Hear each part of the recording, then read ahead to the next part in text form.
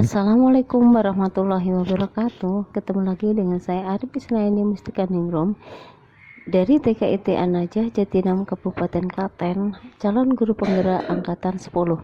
Perkenankan, di sini saya akan menyampaikan aksi nyata modul 1.4 tentang budaya positif.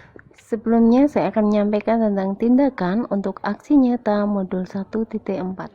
Latar belakang budaya positif adalah sebuah keyakinan dan nilai yang disepakati dan menjadi kebiasaan bersama untuk dilakukan dalam waktu lama. Penerapan budaya positif ini tentunya tidak bisa dilakukan tanpa dukungan dari semua unsur di sekolah. Maka harus ada kerjasama yang baik dari warga sekolah untuk menciptakan lingkungan positif. Supaya terbentuk suatu budaya positif merupakan proses perjalanan yang harus kita jalani, karena hal ini merupakan bentuk tanggung jawab kita sebagai seorang guru dan pemimpin pembelajaran. Pembinaan budaya positif baik di lingkungan kelas maupun sekolah sangat penting sekali dilakukan untuk pembentukan karakter siswa. Pembicaraan budaya positif tentunya tidak hanya diperuntukkan bagi siswa, namun juga untuk kita, terutama guru, menjadi suri teladan bagi mereka dan juga seluruh warga sekolah. Adapun nilai-nilai kebajikan dari budaya positif yang sudah diimplementasikan dapat tumbuh dan berkembang sehingga mampu menciptakan suasana pembelajaran di kelas yang kreatif dan menyenangkan, sehingga dapat tercipta lingkungan yang aman dan nyaman. Adapun tujuannya antara lain yang pertama, mewujudkan budaya positif dengan keyakinan kelas atau kesepakatan kelas. 2. Untuk mewujudkan pembelajaran yang menyenangkan dan berpihak pada murid. 3. Menumbuhkan kesadaran untuk melakukan hal-hal yang baik. Tolak ukur dari rancangan kegiatan ini yang pertama adalah siswa memiliki semangat untuk mengikuti pembelajaran. 2. Siswa dalam mengikuti kegiatan pembelajaran penuh semangat, kreatif, dan percaya diri. 3. Murid melaksanakan nilai-nilai kebajikan sesuai dengan keyakinan kelas untuk dilestarikan menjadi budaya yang positif. Adapun lini masa tindakan yang akan dilakukan, yang pertama adalah menyampaikan maksud dan tujuan kegiatan kepada kepala sekolah serta sekaligus meminta dukungan. 2. Berkolaborasi dengan teman sejawat untuk membuat jadwal sosialisasi budaya positif dalam penerapan budaya positif di kelas. Lini masa tindakan yang ketiga adalah berkoordinasi dan berkolaborasi dengan teman sejawat untuk menyiapkan segala sesuatu yang dibutuhkan dalam mendukung kegiatan ini, materi, sarana dan prasarana, dan administrasi lainnya. 4. Menjalankan praktek baik penerapan budaya positif di kelas sesuai dengan perencanaan dan mendokumentasikannya. Yang kelima adalah membuat bahan presentasi untuk sosialisasi berbagi materi dan pengalaman praktek baik penerapan budaya positif di kelas kepada teman sejawat lainnya. 6. Sosialisasi berbagi materi dan pengalaman praktek baik penerapan budaya positif di kelas kepada teman sejawat lainnya secara daring ataupun luring. 7 adalah penyusunan laporan dan mengunggah video rekaman kegiatan sosialisasi berbagi materi dan pengalaman praktek baik penerapan budaya positif di kelas kepada teman sejawat lainnya secara daring ataupun luring pada LMS. Adapun dukungan yang dibutuhkan meliputi yang pertama adalah bahan, antara lain materi berupa PPT dan modul. 2. Alat berupa laptop, proyektor, kamera, whiteboard, dan spidol.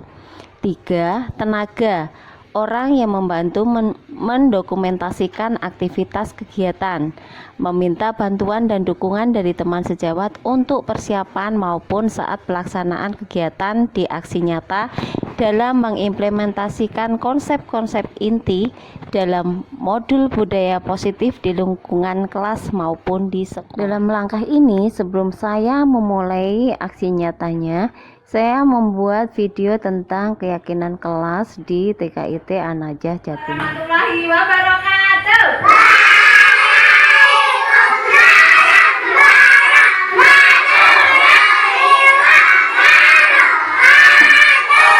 Ya, apa dengan hari ini? Alhamdulillah, luar biasa.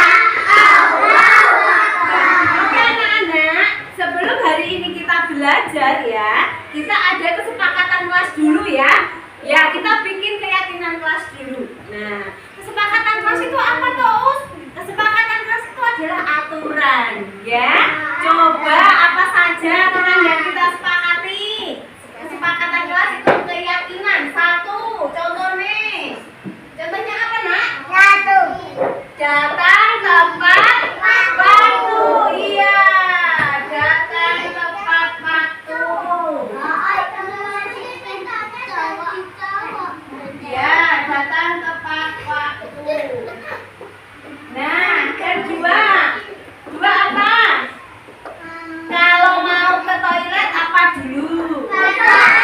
Ya, maksudnya izin. Izin dulu ya. Oh, aku mau ke toilet gitu ya. Berarti ke toilet.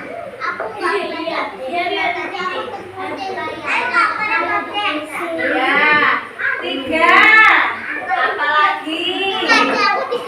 Kalau anak-anak habis mainan, sebaiknya diberesin. Berarti apa? Membereskan. Iya. Ya. Membereskan mainan. Ya, apa? Apalagi saya? Sepatunya ditaruh di mana? Iya. Menaruh sepatu pada tempatnya. Ya, sepatu.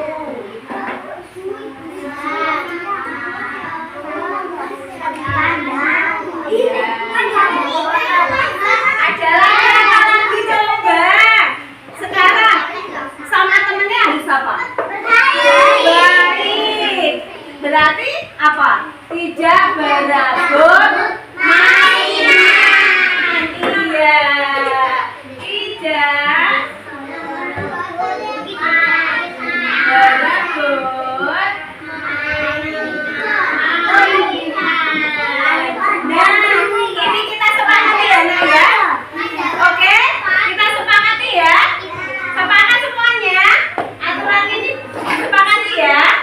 Oke, baiklah. Terima kasih. Itu dulu ya, Nak ya. Ya.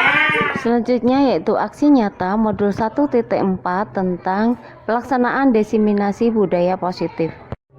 Selanjutnya, kegiatan diseminasi ini dilaksanakan pada hari Senin tanggal 3 Juni 2024 pada jam 12.30 waktu Indonesia Barat dengan melibatkan kepala sekolah, TKIT An-Najah Jatinom dan rekan-rekan sejawat yaitu guru-guru TKIT An-Najah Jatinom. Bismillahirrahmanirrahim. Assalamualaikum warahmatullahi wabarakatuh. Alhamdulillahirrahmanirrahim. Allahumma sholli ala Muhammad wa ala ali Muhammad.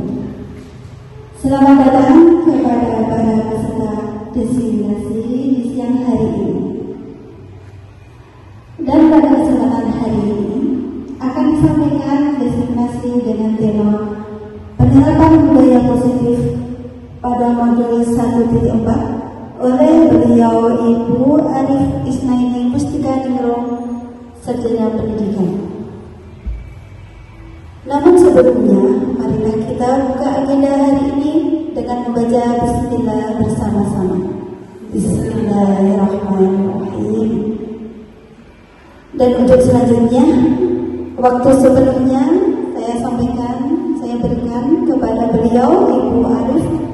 Saya persilahkan. Semoga.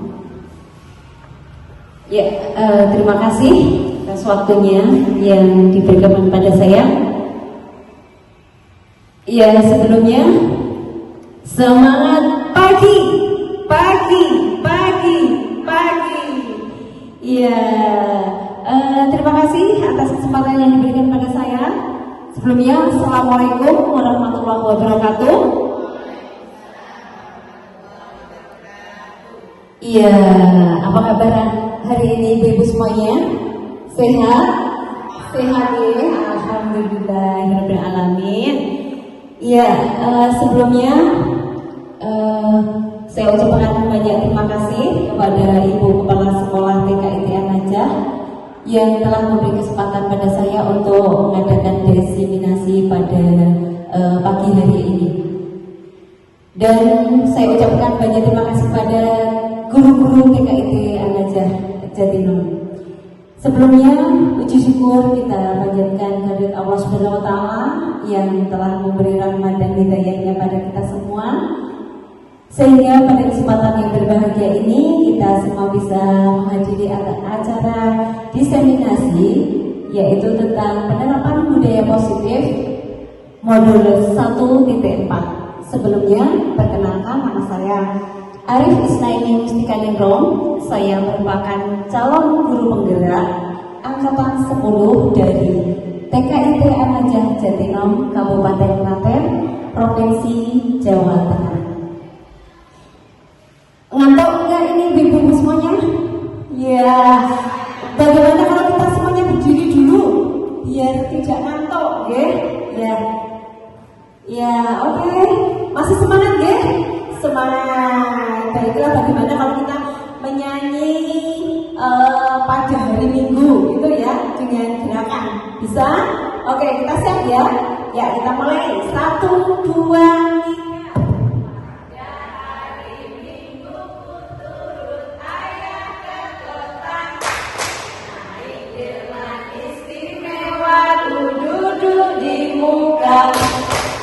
Duduk samping Pak Usil yang sedang bekerja, mengendari kuda supaya baik jalannya.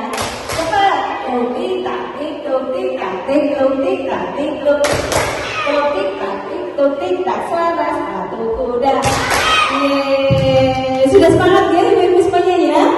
Oke, terima kasih. Baiklah, lanjut monggo Bu. Ya, penerapan budaya positif kita melihat dari latar belakangnya dulu ya. Konsep belajar menurut Ki Hajar Dewantara melibatkan pengakuan akan pentingnya budaya dan lingkungan positif di sekolah yang menampakkan murid sebagai fokus utama. Kerangka pemikiran Ki Hajar Dewantara yang pertama adalah bahwa pendidikan itu sebagai alat memerdekakan manusia. Yang kedua, pendidikan yang berpusat pada anak. Yang ketiga adalah pendidikan yang berlandaskan kodrat alam dan pendidikan yang berlandaskan kodrat zaman. Yang keempat adalah bahwa pendidikan yang holistik dan berkarakter. Dasar-dasar pendidikan yang menuntun. Ibu-ibu semuanya pasti sudah tidak asing ya dengan filosofi Ki Hajar Dewantara bahwa pendidikan itu ada 3 filosofi. Apa saja coba? Ing ngarsa sumtulodo, ing madya mangon karsa, tuturi handayani. Ya, bahwa dasar pendidikan yang menuntun menurut Ki Hajar Dewantara yang pertama adalah ing ngarsa sumtulodo. Artinya apa? Bahwa mendidik dengan cara yang memberi teladan dan memberikan contoh yang baik. Misal, contoh berperilaku, contoh berbusana, contoh bertutur kata, dan lain sebagainya. Yang kedua adalah ing madya mangun karsa. Artinya, memberikan kesempatan pada anak untuk mengembangkan minat dan bakatnya. Jadi kita di sini memberikan kesempatan buat mereka untuk bisa mengeksplor minat dan bakat anak-anak. Begitu ya. Sedangkan yang ketiga adalah tuturi handayani, ibu semuanya. Tuturi handayani adalah mendidik dengan cara memantau, ya.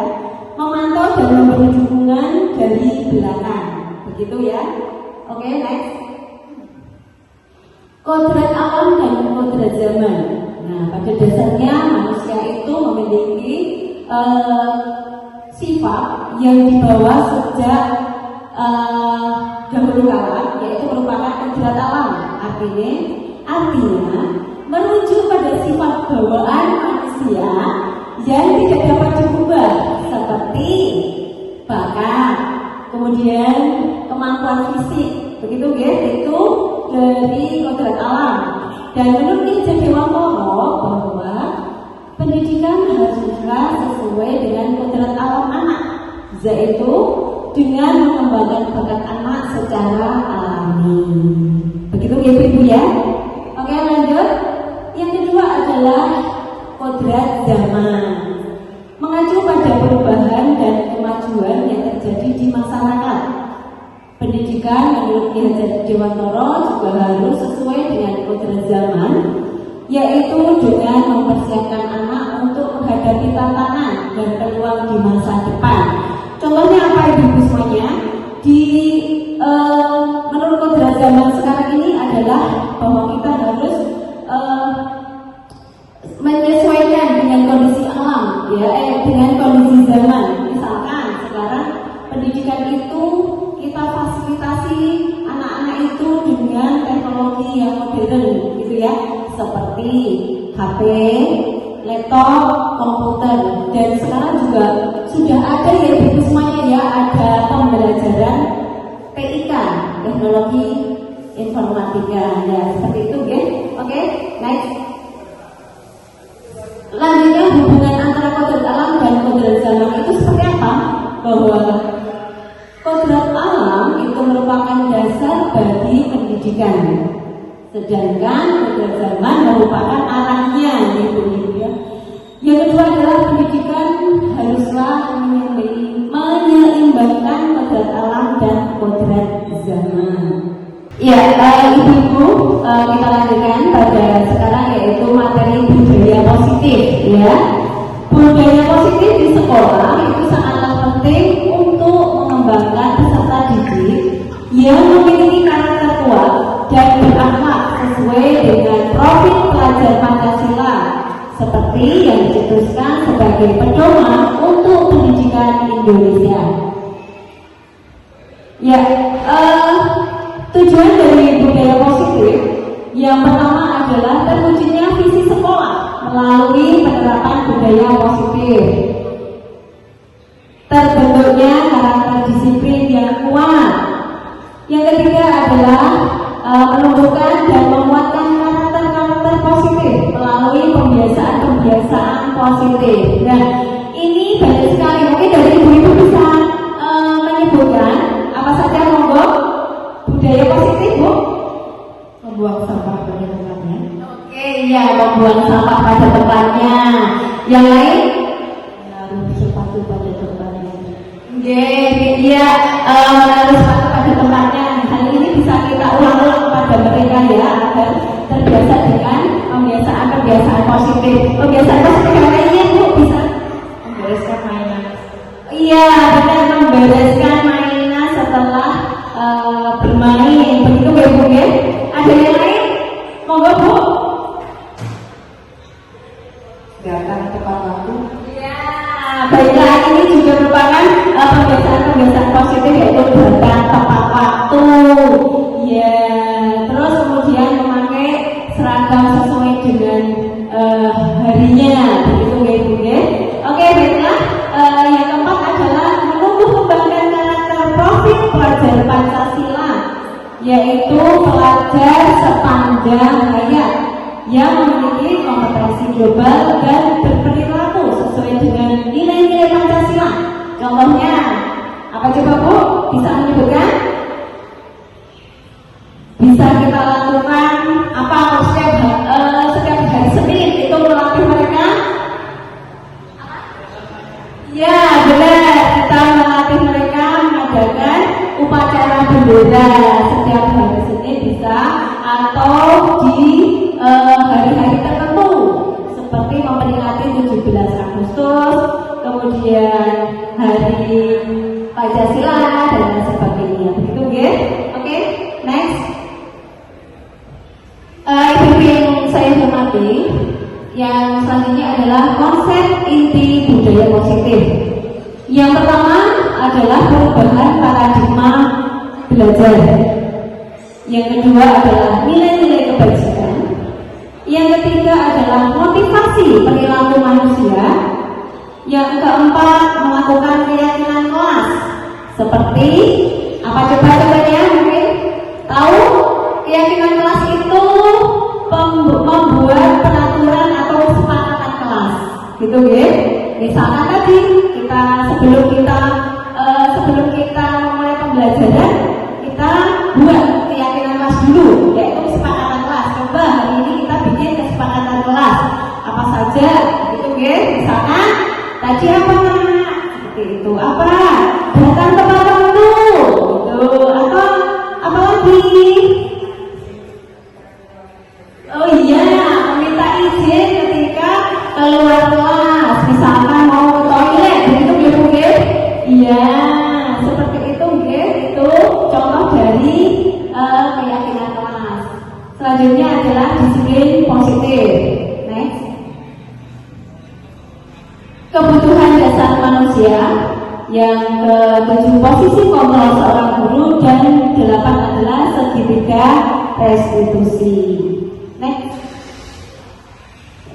Ya, pembelajaran dengan paradigma baru itu merupakan pembelajaran yang dirancang berdasarkan prinsip pembelajaran berdiferensiasi, sehingga para peserta didik belajar sesuai dengan kebutuhannya, berdasarkan tahap perkembangan sesuai dengan teori psikologi modern untuk mewujudkan profil pelajar Pancasila. Oke, next. Ya, disiplin positif. Disiplin berasal dari kata disiplina, yang artinya adalah belajar. Disiplin mengacu pada disiplin diri yang memiliki tanggung jawab terhadap apa yang dilakukan berdasarkan nilai-nilai yang diyakini. Disiplin positif juga merupakan salah satu cara penerapan disiplin yang bertujuan untuk menumbuhkan serta memberdayakan tanpa imbalan atau penghargaan, ancaman ataupun hukuman. Ya, tujuan kita sebagai seorang guru adalah menciptakan peserta didik yang memiliki disiplin diri, ya, sehingga mereka berperilaku mengacu kepada nilai-nilai kebajikan universal dan memiliki motivasi intrinsik dalam perilaku yang lebih baik. Jadi termotivasi pada diri sendiri, begitu ya, tidak karena imbalan atau karena hadiah dan lain sebagainya. Seperti itu. Next. Kebutuhan dasar manusia adalah segala sesuatu yang kita lakukan untuk mendapatkan apa yang kita inginkan. Seluruh apa yang kita lakukan memiliki tujuan tertentu, dan semua usaha terbaik yang kita lakukan dalam rangka memenuhi kebutuhan dasar kita. Oke, next. Ya, ibu yang saya hormati, bahwa selanjutnya adalah motivasi perilaku manusia. Perilaku manusia itu termotivasi adanya 2 motivasi. Yang pertama adalah karena motivasi ekstrinsik. Yang kedua adalah motivasi intrinsik. Motivasi ekstrinsik ini memiliki tujuan untuk apa? Yaitu untuk menghindari ketidaknyamanan. Terus yang kedua adalah untuk mendapatkan imbalan. Nah, tadi termotivasi, misalkan aku belajar sungguh-sungguh, misalkan seperti itu ya, agar aku nanti kalau naik kelas aku dapat hadiah dari ayah atau ibu. Nah, ini seperti itu. Karena ini ada termotivasi untuk belajar itu karena hadiah imbalan tadi, begitu ya. Ya. Selanjutnya adalah motivasi intrinsik. Ini tujuannya adalah untuk menjadi orang yang mereka inginkan dan menghargai diri sendiri dengan nilai-nilai yang mereka percaya. Nah, jadi anak ini termotivasi, misalkan termotivasi belajar. Aku harus siap belajar karena aku nanti ingin menjadi tentara, misalkan seperti itu. Jadi dia mempunyai keinginan dari dalam diri sendiri, tidak karena adanya suatu imbalan atau hadiah dari orang lain. Jadi dia menghargai diri sendiri, dia yakin pada diri sendiri kalau saya harus belajar sungguh-sungguh untuk menjadi tentara, polisi dan lain sebagainya, seperti itu. Ya, selanjutnya. Kemudian ibu-ibu dan restitusi. Gitu ya. Perbedaannya apa? Kalau hukuman itu tidak terencana, seperti itu ya. Misalkan ketika anak itu datang, ternyata misalkan ini anak di SMA, dia melanggar peraturan yaitu misalkan lompat pagar. Nah, kalau hukuman itu tidak terencana, jadi dia itu nggak tahu kalau dia itu akan dihukum. Nah, langsung aja ada tindakan dari Ibu BP misalkan ya, karena kamu sudah melanggar aturan, langsung dihukum. Nah, seperti itu misalkan silakan mengelilingi lapangan, silakan menyapu atau dan lain sebagainya. Ini adalah sifatnya hukuman, jadi tidak direncanakan. Yang kedua, murid tidak tahu apa yang akan terjadi. Nah, di sini tadi anak ini tidak tahu aku nanti ke sekolah itu aku nanti mau dihukum atau tidak, itu dia bukan. Karena apa? Dia ke sekolah niatnya tidak melanggar aturan, tetapi ketika sampai di sekolah dia melanggar aturan. Contohnya tadi, karena dia terlambat masuk ya, terlambat belnya, karena gerbang sudah tutup, akhirnya lompat pagar. Nah, ini kan tidak direncanakan, seperti itu ya. Nah, itu anak tidak tahu kalau dia nanti akan dihukum. Yang ketiga adalah bersifat satu arah. Jadi hukuman ini bersifat satu arah. Jadi maksudnya yang menghukum adalah guru. Jadi anak itu harus pasrah gitu ya. Tidak ada komunikasi antara guru dan anak. Jadi guru langsung memberikan suatu hukuman. Ini sifat dari hukuman. Yang keempat adalah hukuman itu bisa berupa fisik ataupun psikis. Fisik itu tadi bisa, contohnya bisa disuruh lari lapangan, disuruh ya benar seperti itu, atau mungkin menghormat pada tiang bendera gitu guys, seperti itu hukuman bersifat fisik gitu. Oke, selanjutnya adalah konsekuensi. Kalau konsekuensi ini sifatnya terencana dan disepakati sesuai dengan aturan. Ya, mungkin sebelumnya ada kesepakatan kelas gitu ya. Jadi konsekuensi itu adanya kesepakatan. Jadi ketika anak ini melakukan pelanggaran, konsekuensinya apa? Nah, konsekuensinya harus sesuai, dia mensepakati apa yang sudah menjadi aturannya, begitu ya. Misalkan anak ini melanggar aturan buang sampah sembarangan, konsekuensinya apa nak? Nah, konsekuensinya adalah membuang sampah, mengambil sampah tadi, kemudian dibuang pada tempatnya. Contohnya seperti itu, ya. Ini adalah contoh dari konsekuensi. Jadi intinya ada kesepakatan.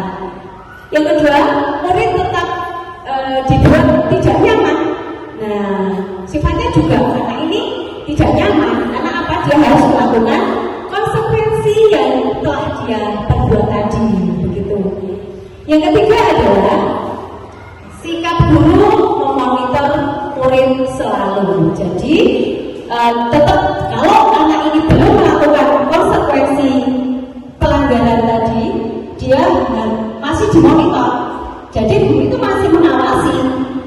Kok sampai sekarang belum melakukan apa yang jadi konsekuensi dia? Seperti itu ya, karena dia sudah melakukan pelanggaran. Oke, yang ketiga adalah restitusi. Nah, apa ini restitusi?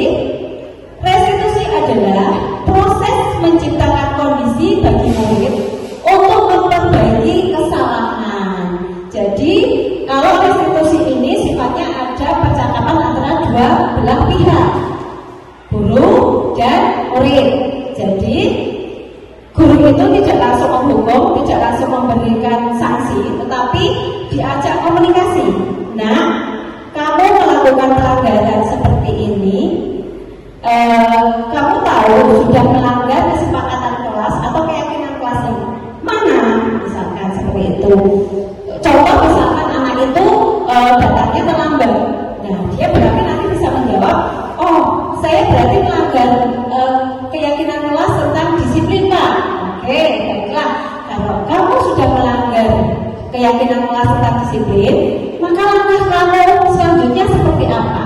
Gitu ya. Ini adalah contoh dari restitusi. Jadi kita menggali anak agar anak itu bisa mencari solusi, menyelesaikan masalahnya dia, tanpa kita harus membebani dia, tanpa kita langsung memberi hukuman pada mereka. Begitu ya? Sampai sini paham Ibu? Oke, baiklah, bisa dilanjut? Ya. Proses yang kolaboratif mengajarkan murid untuk mencari solusi sendiri. Tadi ya, kita mengajarkan kepada mereka dari kesalahan yang dia buat. Itu tadi anak kita gali agar bisa mencari solusi. Ketika kamu melanggar seperti ini, solusinya, langkah kamu ke depannya bagaimana? Oke Pak, saya berjanji tidak akan melanggar dari keyakinan kelas lagi. Saya akan datang tepat waktu. Gitu. Oke, baiklah saya tunggu. Itu ya Nak ya, seperti itu. Oke, next. Ya, untuk mewujudkan disiplin positif yang baik di kelas maupun di sekolah, pada umumnya guru perlu memahami posisi kontrol yang tepat. Oke, next. 5 posisi kontrol dalam menerapkan disiplin positif di sekolah. Yang pertama adalah sebagai penghukum. Yang kedua, posisi kontrol guru sebagai pembuat orang merasa bersalah. Yang ketiga adalah sebagai teman. Yang keempat sebagai pemantau. Dan yang kelima sebagai manajer.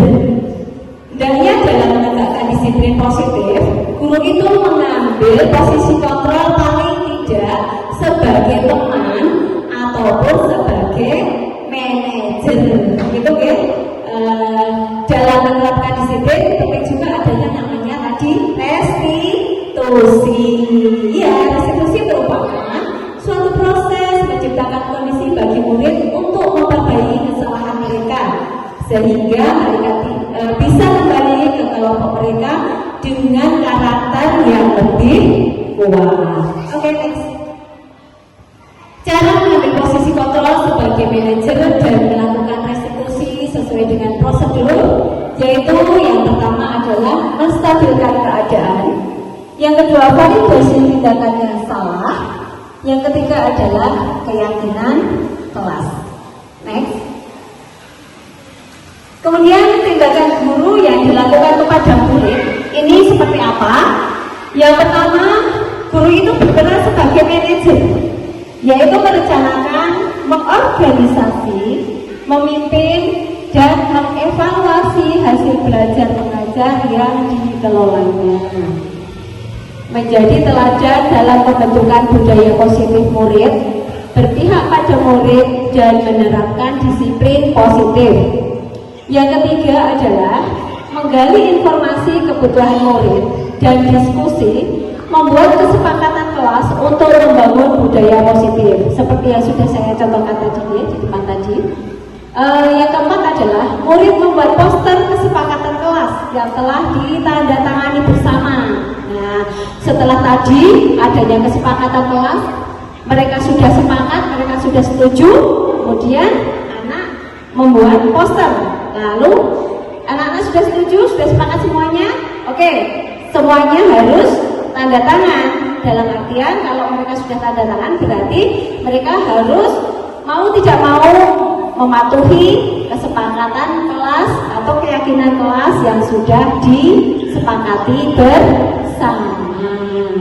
Yang kelima adalah murid melaksanakan kesepakatan yang telah dibuat dengan penuh komitmen dan bertanggung jawab. Yang keenam, murid melakukan refleksi berkala dan berkesinambungan. Ya, next. 5 posisi kontrol. Program disiplin positif yang berpusat pada murid yang dikembangkan oleh Diana Gosen dengan pendekatan restitusi yang disebut dengan 5 posisi kontrol.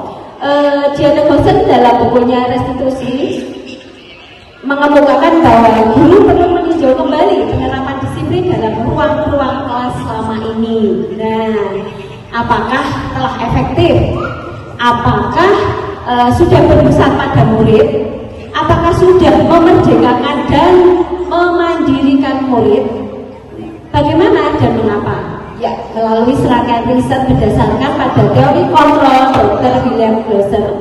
Glasser berkesimpulan ada 5 posisi kontrol ya. Yang pertama tadi sebagai penghukum, pembuat rasa bersalah, sebagai teman, pemantau, dan sebagai manajer. Oke, next. Penerapan 5 posisi kontrol restitusi Diana Glasser. Oke, yang pertama sebagai posisi penghukum, guru berbicara dengan nada menghardik, ya, contoh menunjuk-nunjuk, kemudian berkancak pinggang, membentak, hukuman bisa berupa fisik dan psikis. Kemudian dampak posisi penghukum, ini murid menjadi pendendam, ibu-ibu ya, tidak menyukai guru atau pelajaran yang diambil. Contohnya sebagai penghukum adalah patuhi aturan saya, kalau tidak mau awas. Ada yang seperti itu? Boten nggih? Tidak, ini mungkin di sana. Kalau di sini enggak, saya yakin enggak ada. Ya, sekarang kalau lari mengelilingi gedung 1 kali, ya, jangan sampai nggih seperti itu ya. Oke, ini yang di sana saja. Di sini enggak usah nggih ibu-ibu ya. Ya, oke, next. Yang kedua adalah posisi membuat merasa bersalah. Ciri-cirinya apa? Ciri-cirinya, guru berbicara dengan nada suara cenderung melembut, tenang, namun kata-katanya menyalahkan murid. Guru akan mengatakan hal-hal yang merasa kesalahan ada pada murid dengan membuat guru menderita. Nah, dampaknya apa? Ini membuat murid merasa bersalah dan rendah diri. Contohnya bagaimana? Contohnya seperti ini. Nah, apa kamu itu tidak merasa kasihan sama bu guru? Yang kedua, gimana coba kalau orang tua kamu itu tahu apa yang sudah kamu lakukan? Ada yang pernah seperti ini? Ya, selanjutnya ada yang ketiga adalah posisi sebagai teman, gitu ya. Posisi guru sebagai teman. Ini ciri-cirinya, guru berbicara dengan nada yang ramah, cenderung bersenda gurau untuk menghangatkan suasana sehingga murid akan merasa aman dan akrab dengan guru. Dampak posisi teman, ini murid akan tergantung pada satu orang atau ketergantungan dan murid tidak bisa mandiri. Contohnya seperti apa? Contohnya begini. Ayo Dona, ikuti aturan sekolah. Tolong bantu ibu kali ini ya. Lain kali jangan berbuat seperti ini lagi ya nak ya. Nah, ini contohnya sebagai teman. Jadi, oh iya silakan. Oh iya. Ngantuk bu? Tepuk 1. 1 yes. Tepuk 2. 1 2 yes yes. Tepuk 3. 1 2 3 yes yes yes. Oke. Sudah semangat? Semangat lagi ya? Iya, menyala nggih. Oke. Ya, yang keempat lanjut next. Oke ya. Kita lanjutkan ya ibu ya.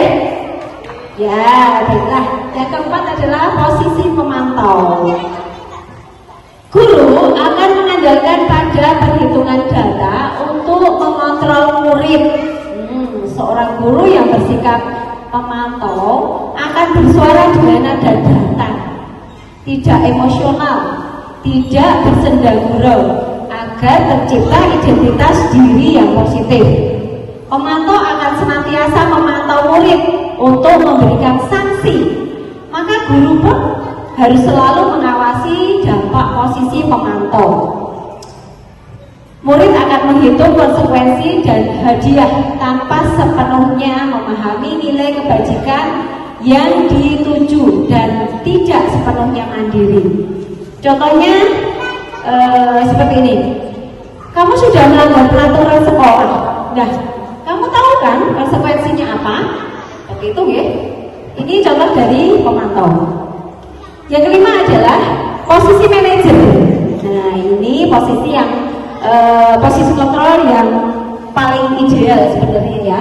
Posisi kontrol yang disarankan untuk membimbing murid, yaitu ciri-cirinya dengan nada suara guru yang netral, Ibu, tidak emosional, tidak terlalu ramah, dan tidak bernada tinggi, sehingga tercipta identitas positif dan memiliki sikap disiplin yang membuat murid mandiri, bertanggung jawab, dan dapat memecahkan masalah. Dampak posisi manajer murid menjadi mandiri dan percaya diri dalam memecahkan masalah. Contohnya seperti apa? Contohnya begini. Apakah kamu tahu kesalahanmu? Kira-kira bagaimana kamu memperbaiki kesalahanmu? Nah, seperti itu ya. Ini adalah posisi manajer. Oke, next. Kita lanjut ke penerapan segitiga restitusi. Segitiga restitusi adalah proses menciptakan kondisi bagi peserta didik untuk memperbaiki kesalahan mereka, sehingga mereka bisa kembali pada kelompok mereka dengan karakter yang lebih kuat. Oke, next. Perlu Ibu ketahui bahwa restitusi ini bukan menebus kesalahan, melainkan belajar dari kesalahan. Yang kedua, restitusi itu memperbaiki hubungan. Yang ketiga, restitusi adalah tawaran, ya bukan paksaan. Contohnya, kamu setelah melakukan pelanggaran kesepakatan kelas tadi, maka kedepannya kamu ingin menjadi seperti apa? Kamu ingin bagaimana? Nah, itu adalah tawaran, ya, dari restitusi. Restitusi itu menuntut untuk melihat gejala diri, gitu ya. Yang selanjutnya, restitusi mencari kebutuhan dasar yang mendasari sebuah tindakan. Oke, next. Segitiga restitusi ini mencakup 3. Yang pertama adalah langkah-langkah yang dibuat. Langkah-langkah segitiga restitusi yang pertama adalah menstabilkan identitas. Menstabilkan identitas ini contohnya, setiap orang itu pasti pernah melakukan kesalahan. 2, kamu bukan satu-satunya yang pernah melakukan kesalahan ini, gitu ya. Yang kedua adalah langkah validasi kebutuhan atau tindakan. Contohnya apa? Kamu tentu punya alasan mengapa melakukan hal ini. Nah, kamu pasti tak punya alasan kenapa kamu melakukan seperti ini. Kenapa kamu membawa HP ke sekolah? Misalkan contohnya seperti itu. Pasti ada alasannya. Nah, itu adalah validasi tindakan. Atau adakah cara yang lebih efektif untuk mendapatkan apa yang kamu butuhkan selain melakukan hal ini, misalkan seperti itu ya. Yang ketiga adalah menanyakan keyakinan. Nilai-nilai apa yang telah kamu sepakati? Nah, coba kalau kamu melanggar kesepakatan kelas ini, berarti kamu melanggar kesepakatan kelas yang mana? Kemarin kamu sudah sepakati keyakinan kelas. Jadi ketika kamu melanggar peraturan misalkan tadi datang tidak tepat waktu, itu berarti kamu melanggar nilai-nilai kesepakatan apa? Keyakinan kelas yang mana? Nah, contohnya kalau murid baik, kalau murid cerdas pasti langsung, saya melanggar keyakinan disiplin Bu. Seperti itu ya. Atau kamu ingin menjadi orang seperti apa? Gitu. Oke, next. Tahap 1 yaitu menstabilkan identitas. Berdasarkan prinsip membuat kesalahan adalah bagian dari proses pembelajaran. Hal ini mendorong siswa untuk berefleksi bahwa tindakannya adalah salah.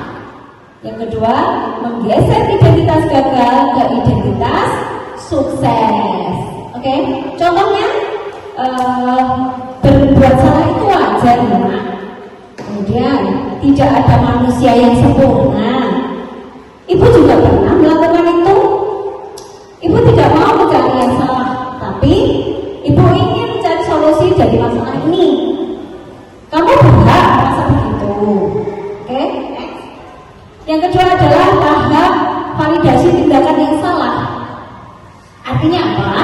Yang pertama, berdasarkan prinsip setiap perilaku berupaya memenuhi suatu kebutuhan tertentu. Dua, guru akan bergeser dari pemikiran stimulus respon menjadi proaktif. Tiga, menggali dan mengakui kebutuhan murid akan memperbaiki hubungan dengan murid. Next. Contohnya apa, Bu? Contohnya, Bu. Hai. Halo. Oke, ngantuk? Ngantuk tidak. Masih semangat? Iya. Ya, selanjutnya contohnya ya, Bu. Kamu pasti punya alasan mengapa melakukan hal itu. Ya, padahal kamu bisa melakukan yang lebih buruk dari ini. Kamu patut bangga karena telah melindungi sesuatu yang penting buat kamu. Seperti itu contohnya. Ya. Tahap yang ketiga adalah menanyakan keyakinan. Murid akan diberi pertanyaan-pertanyaan bermakna untuk memunculkan motivasi secara intrinsik. Dua, mampu mengaitkan keyakinannya dengan tindakan yang salah. Oke, next. Contohnya, apa keyakinan kelas kita? Nilai-nilai apa yang telah disepakati bersama? Yang ketiga, kamu kedepannya ingin menjadi seperti apa? Nah, seperti itu ya, ibu-ibu semuanya. Oke, next. Ini adalah contoh skenario kasus penerapan segitiga restitusi. Oke, tokohnya Ibu Arif, muridnya Mbak Lani. Ini latar belakangnya berada di sekolah. Contoh kasus, Mbak Lani ketahuan membawa HP ke sekolah. Ya, Lani adalah siswi kelas TKB 4 di TKIT Al-Najah Jatinom, Kabupaten Klaten. Saat itu Ibu Arif masuk kelas. Lani terlihat sangat kebingungan dan sibuk memegang sesuatu. Lalu Ibu Arif menghampirinya. Oh, ternyata dia sedang bermain HP. Oke. Mbak Lani, sedang apa Mbak? Mbak Lani, Bu, saya sedang bermain game di HP dengan ekspresi kebingungan. Lah, kamu bawa HP ke sekolah? Iya, Bu. Oke, langkah yang dilakukan Bu Arif apa? Yang pertama adalah menstabilkan identitas. Baiklah Mbak Lani, hari ini membawa HP tidak apa, karena Mbak Lani bukan orang satu-satunya yang membawa HP ke sekolah. Kemarin-kemarin juga ada temanmu yang membawa HP ke sekolah. Lani menjawab, iya Bu Arif. Oke, kita bisa selesaikan masalah ini ya. Iya Bu, terima kasih.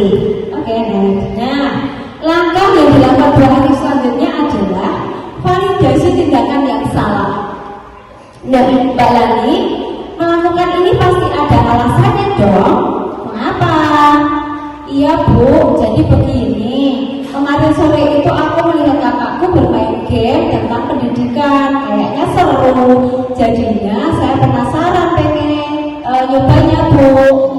Oh, jadi begitu. Kamu melihat kakakmu main game yang isinya tentang mengerjakan sesuatu di HP. Dan kamu penasaran pengen ikut memainkannya. Begitu? Iya Bu. Mbak Lani juga sudah melakukan hal yang baik karena Mbak Lani juga ingin mengerjakan soal yang ada di game tersebut. Oke, next. Langkah yang ketiga yang dilakukan Bu Arif adalah menanyakan keyakinan. Bu Arif berkata, nah, dari kesalahan kamu ini, apakah yang Mbak Lani lakukan ini sudah sesuai dengan keyakinan kelas kita atau tidak? Iya Bu, saya mengaku salah karena telah melanggar keyakinan kelas kita. Nah, kira-kira keyakinan kelas yang mana yang kamu langgar, Mbak? Keyakinan kelas tentang tanggung jawab, Bu. Nah, betul. Kira-kira menurut Mbak Lani tanggung jawab itu penting atau tidak? Iya Bu, sangat penting. Kalau tahu tanggung jawab itu sangat penting, terus apa yang Mbak Lani lakukan ke depannya untuk memperbaiki diri? Saya tidak akan membawa HP lagi ke sekolah Bu. Kalau pengen main berpendidikan akan saya lakukan di rumah sambil bantuin mama. Bagus, juga Mbak Lani sudah bisa memperbaiki kesalahannya. Kira-kira Mbak Lani akan jadi orang yang seperti apa ke depannya? Saya akan menjadi orang yang bertanggung jawab dan tertib dalam melakukan apapun. Oke, bagus sekali. Semoga Mbak Lani menjadi anak yang bertanggung jawab lagi ke depannya. Nah, sekarang Mbak Lani boleh duduk dan kita akan mulai pelajaran kelas kita. Baik Bu, terima kasih. Nah, terima kasih. Ini tadi ya yang saya sampaikan tentang restitusi atau budaya positif. Sekarang kita ke sesi tanya jawab. Monggo, mungkin saya kembalikan ke moderator.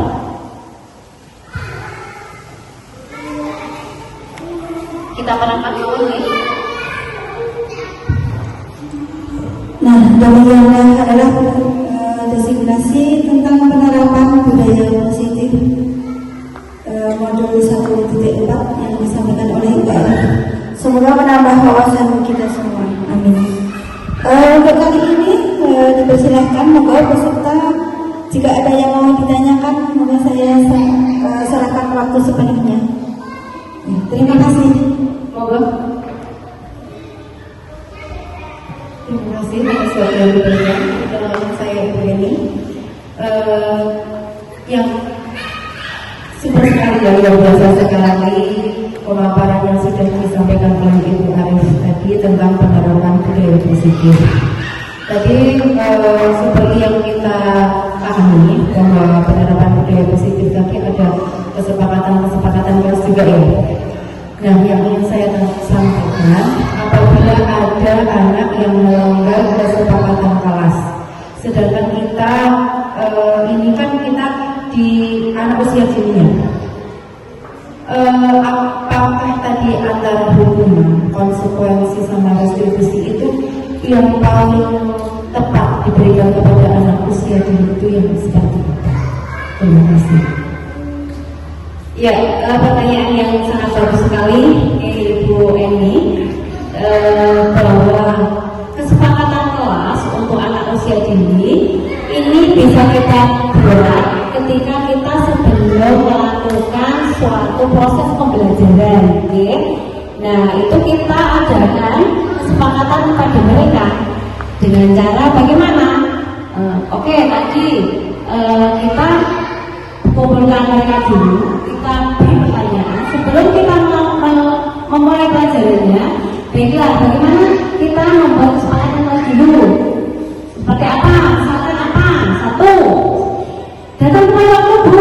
Oke, berarti ini mencakup tentang disiplin. Oke. Yang kedua, apa lagi nak? Membereskan mainan Bu. Oke, baiklah, kita terus membereskan mainan. Berarti ini mencakup tentang tanggung jawab. Oke, selanjutnya apa nak? Misalkan tidak berebut mainan Bu. Oke, tidak berebut mainan, kita tulis. Berarti ini mencakup tentang keyakinan kelas, saling menyayangi, gitu ya. Apalagi sayang, misalkan ke kamar mandi izin Bu, misalkan gitu ya. Oke, ini mencakup tentang disiplin. Nah, ketika anak melakukan suatu kesalahan atau pelanggaran dengan kesepakatan yang sudah kita sepakati tadi, itu kita lakukan restitusi. Langkah yang paling tepat adalah kita mengadakan restitusi tadi. Yang pertama adalah validasi tindakan, yang kedua menstabilkan identitas tadi, yang ketiga adalah menanyakan keyakinan tadi, gitu ya. Ya, oke. Tidak langsung kita hukum. Nah, kamu sudah melanggar kesepakatan kelas tadi. Ayo, kamu katanya kalau mau pipis ke kamar mandi izin, seperti itu ya. Nggak langsung kita hukum, langsung kita tanyakan dulu. Kita tanyakan, kita melalui proses restitusi tadi. Oke, nah kita kembali lagi ke keyakinan kelas kita. Kita lihat poster yang sudah kita buat tadi. Dari poster yang sudah kita tandatangani tadi, kalau ada anak yang misalkan ke kamar mandi tidak izin, kesepakatan kelas kita apa? Seperti kita tanyakan lagi, kita gali lagi. Kalau ini temanmu ada yang melanggar tadi, misalkan buang sampah tidak pada tempatnya, nah, kita kembali ke keyakinan kelas tadi apa? Coba. Seperti itu ya. Jadi kita gali, maksudnya tidak langsung kita hukum gitu, tidak langsung kita beri konsekuensi, tapi kita ajak musyawarah dulu. Kita ke restitusi, segitiga restitusi tadi. Begitu Ibu, sampai di sini paham? Oke, ada yang lain mungkin? Monggo.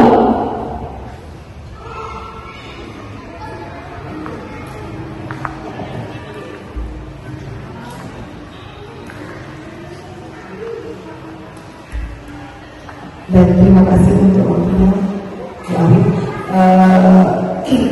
Jadi kebetulan di sekolah kami ada anak berkebutuhan khusus. Bagaimana melibatkan anak yang berkebutuhan khusus untuk terlibat dalam membuat kuasa seperti itu? Seperti apa? Karena kebetulan di sekolah ada anak yang berkebutuhan khusus. Ya, baik sekali pertanyaannya. Penerapan 5 posisi kontrol dulu, Ibu ya. Kalau misalkan contoh di sana, ya Ibu ya, kita ajak komunikasi dengan ada yang seperti teman itu bisa. Yang kedua bisa sebagai manajer, itu ya Ibu ya.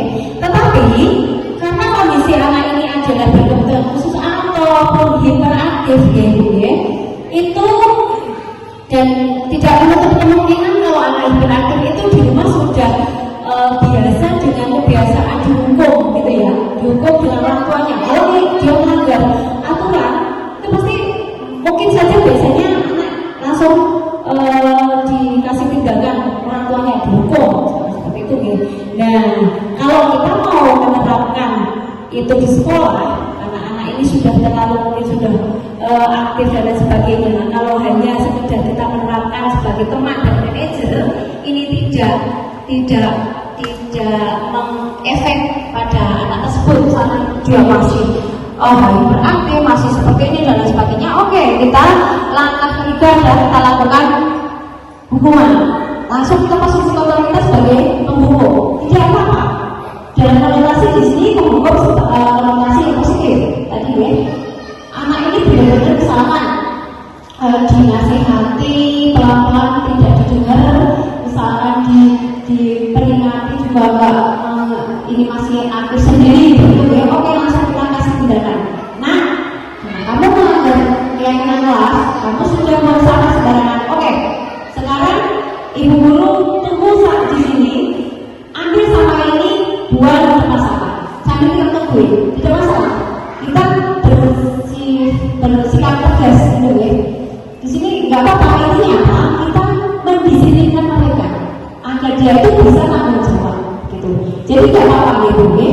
Selain kita menjadi teman dan manajer, tapi mentok-mentoknya anak ini benar-benar tidak mau melakukannya seperti itu ya, dengan dikasih kelembutan, slow dan lain sebagainya. Oh ternyata kok masih ibaratnya masih nggak mau peduli, masih ngeyel gitu. Oke, kita lakukan tindakan sebagai penghukum saja sampai ibu tungguin di sini. Oke, silakan. Saya itu sampai tidak.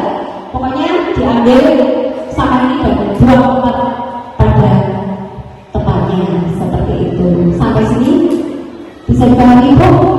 Oke, mereka sama ya? Pertanyaannya sudah paham semua ya? Iya, baiklah. Mungkin waktu saya kembalikan kepada Master of Ceremony. Monggo silakan. Alhamdulillahirrahmanirrahim. Ibu-ibu semuanya, akhirnya agenda desiminasi di siang hari ini telah terlaksana dengan lancar. Semoga kita bisa menerapkan budaya positif di lembaga kita. Amin. Untuk terakhir acara kita tutup, monggo kita tutup dengan membaca hamdalah bersama-sama. Alhamdulillahirrahmanirrahim. Dan dari saya pribadi